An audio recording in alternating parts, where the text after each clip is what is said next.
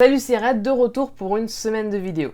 Pour la rentrée, j'avais envie de te faire une série de vidéos quotidiennes sur les projets que j'ai réalisés, notamment pour parler des expériences et des leçons que j'en ai tirées. Le but étant que tu ne refasses pas les mêmes bêtises quand tu conçois tes propres jeux vidéo. Donc ce sera une vidéo du lundi au vendredi cette semaine uniquement pour parler de mes projets, et on finira par samedi la vidéo qui te dévoile mon prochain projet. Et après on reprend le rythme habituel d'une vidéo par semaine les week-ends.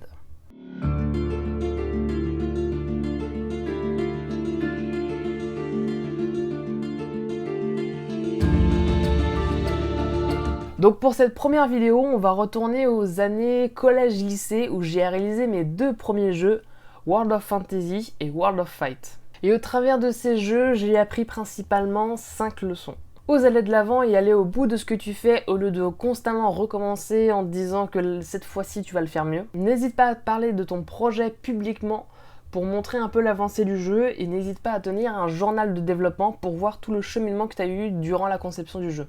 N'oublie pas de prendre du plaisir dans ce que tu fais parce que sinon tu arrêteras bien rapidement. Fixe-toi une deadline et un objectif concret, ça va particulièrement t'aider pour avoir de la visibilité sur ce que tu fais. Et c'est complètement ok de faire des erreurs, de faire des mauvais jeux, simplement parce que c'est dans ton cheminement qui va faire en sorte que tu vas faire ensuite de très bons jeux après. Alors ça commence en troisième, après le fameux stage d'une semaine en entreprise.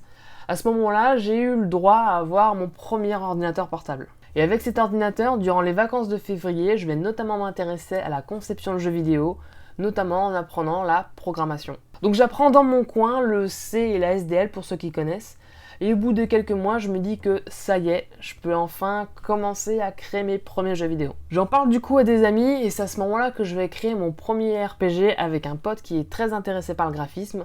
C'est le début du jeu World of Fantasy. Et au final, c'est un projet qui va durer à peu près 3 ans, et malgré le fait que c'est quelque chose qui a été très long, au final, on a très peu de résultats, simplement parce qu'on recommençait toujours le projet de A à Z.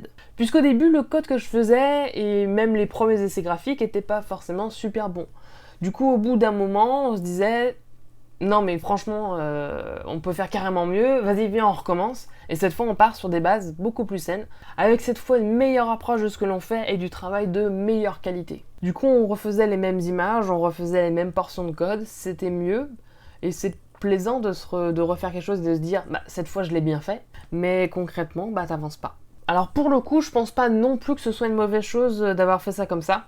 Simplement parce qu'on était en plein apprentissage, donc je trouve ça toujours intéressant d'avoir un regard critique sur ce qu'on fait, de peaufiner, d'améliorer sa technique simplement pour vraiment comprendre les choses que l'on fait. Et je trouve qu'on s'est vraiment amélioré sur ce projet-là, mais pour finir un jeu, c'est pas du tout une manière efficace de faire. Donc le jeu au final, il a cette tête-là. C'est-à-dire qu'on pouvait se déplacer de map en map, on pouvait interagir avec les objets et les PNJ, on peut même passer derrière les objets. Et ça, je me rappelle que j'ai vraiment galéré sur cette fonctionnalité, donc c'est pour ça que je m'en souviens. En fait, là où j'ai eu le plus de problèmes, c'est pour l'enregistrement des cartes. Simplement parce qu'à ce moment-là, je ne savais pas du tout ce que c'était que la sérialisation, donc le fait de mettre des informations en série. Et donc du coup, j'ai dû réinventer complètement ce sorte de concept-là à ma manière, donc d'une manière plus ou moins bancale.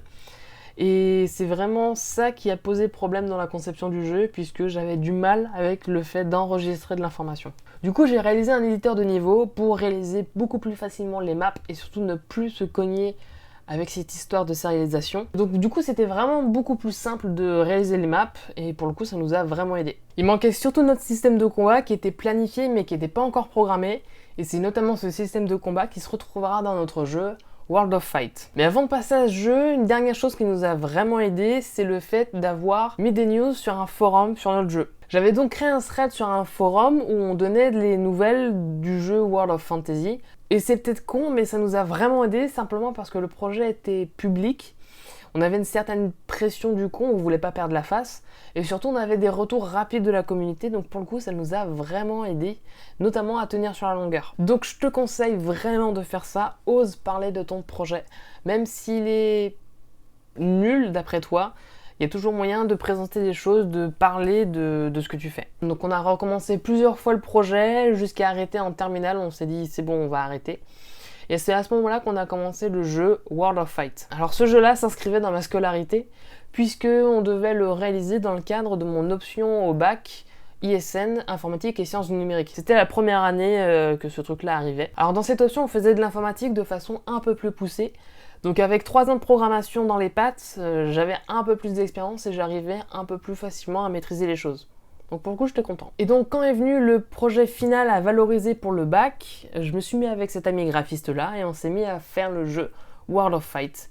Avec cette fois une deadline, le jeu devait être fini pour juin-juillet et ça avait une importance pour moi simplement parce que j'allais avoir potentiellement une bonne note pour le bac. Alors pour se simplifier un peu la vie et parce que notre ami graphiste n'avait pas forcément tout le temps nécessaire pour la création du jeu, on a repris certains graphismes du jeu World of Fantasy, donc pour le coup ça nous a quand même bien aidé. Donc on a repris les mécaniques de combat de World of Fantasy qu'on comptait faire, on l'a implémenté dans World of Fight, et c'est concrètement le jeu qu'on a fait. Donc le jeu au final est abouti, il est fini, je te mets le lien dans la description. J'ai eu une bonne note du coup à cette option-là, ce qui est quand même assez sympa. Et garde en tête que c'est notre premier jeu, donc forcément c'est pas quelque chose de fou. Forcément il y a des erreurs de game design, ce genre de choses. Mais c'est ma première expérience dans le jeu vidéo, et pour le coup c'est vraiment une expérience qui m'a fait dire que ça, j'adore. Ne serait-ce que de devoir réfléchir à un jeu, de réfléchir à une histoire, de voir comment est-ce qu'on va coder du coup certaines parties, puisque le code quand même, je te le rappelle, c'est la vie. Donc voilà, c'est les 2 premiers jeux que j'ai réalisés quand j'avais, donc à ce moment-là, c'est sur ma période 15-18 ans du coup. Et on a vraiment énormément appris, on a pris énormément de plaisir. Et je pense que c'est pour ça aussi qu'on a pris le temps de le faire, malgré du coup les années, donc il y avait forcément des pauses, etc. Mais on a tenu sur la longueur. Puis je trouve ça intéressant de raconter un peu les débuts, parce que déjà, c'est quand même vachement décomplexant de se dire que, ah, cette personne-là, elle a fait ça au début et c'était pas ouf. C'est quelque chose limite que je pourrais faire maintenant. Donc à partir de là, ça donne quand même très largement la possibilité de faire des jeux et de se dire bah c'est normal, mes premiers jeux sont pas forcément super fous. Et comme je te dis, c'est sur le cheminement pour créer quelque chose qui lui sera vraiment d'une bonne qualité. Donc c'est fini pour aujourd'hui, on se voit demain pour te parler du premier jeu que j'ai réellement sorti, Epic Spirit. Alors c'est un jeu qui m'a vraiment marqué, simplement parce que c'est celui-là qui a vraiment scellé le fait que je voulais faire du jeu vidéo. Donc je suis vraiment super content de te partager, donc on se retrouvera demain là-dessus. Alors abonne-toi si c'est pas encore fait, mets un pouce bleu, partage la vidéo et on se voit demain. La bise!